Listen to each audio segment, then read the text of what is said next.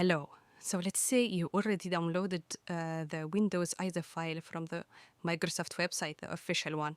So now what do you want to do is you want to upload that file to a USB. So the easiest way is to go and download Balena Etcher.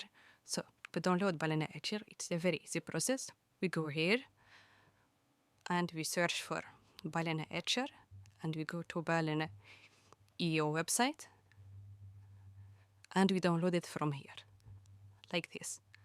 After downloading it and installing it, go back here and choose Fresh from File.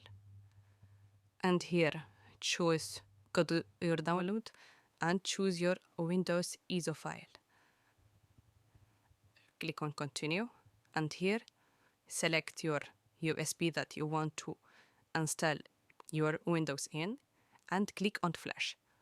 And you will get your bootable USB Windows in like 2 minutes maximum.